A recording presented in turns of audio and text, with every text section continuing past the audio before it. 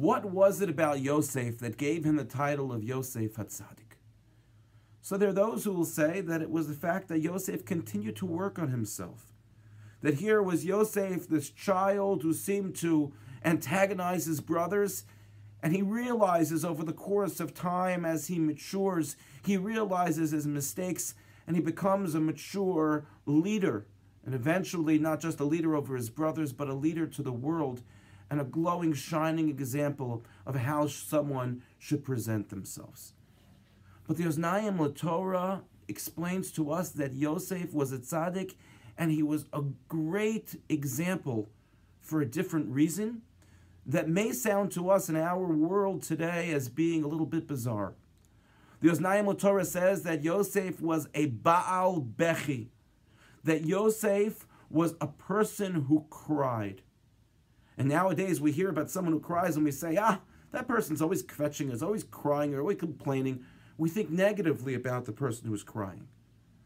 Whereas the Torah says, don't look and think negatively about the person who cries. Look positively, as that being a person who can be in touch with their emotions. Now, some of us can cry very easily, and some of us have a difficult time crying. Some of us are more open and in touch with our emotions. Some of us express our emotions in different ways, and some of us suppress our emotions. Yosef was very in touch with his emotions, and we see him constantly crying. In last week's parsha, in Parshas Miketz, when Yosef hears his brothers blaming each other for the fact that they're now facing the challenge of this person in Egypt and Mitzrayim giving them a difficult time, Yosef has to go to the other room and he has to cry. In our parsha, when Yosef reveals himself to his brothers, Yosef cries, Vayiten es kolo bibechi. And the crying was so loud that the Mitzrim, the Egyptians, everyone heard it. They didn't know why he was crying, but they just heard him crying. And then Yosef sees Binyamin again after he reveals himself, and Yosef cries on his neck and Binyamin cries on his neck. Interesting to note that Binyamin is the only other person that we find crying in this parsha. All of the other brothers, we're not told cried at all. But that's not it. When Yosef sees his father for the first time in 22 years, later in the parsha, Yosef cries on his father's neck, and Rashi says, Harba Bechia, that Yosef cried a tremendous amount, more than that was considered to be ragil, normal. And then in next week's parsha, Yosef cries on his father as his father passes on from this world. And finally, the last time we see that Yosef cries is when his brothers say that they're worried that he's going to take revenge.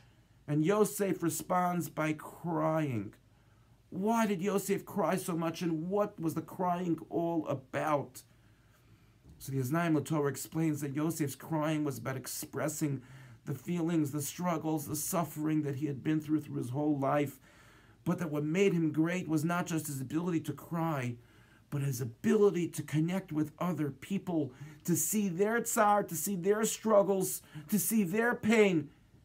And that he had this incredible ability to cry for them, to cry for someone else. And that was the essence of what made Yosef so unique and so special, and one of the reasons why he garnered the title of Yosef HaTzadik.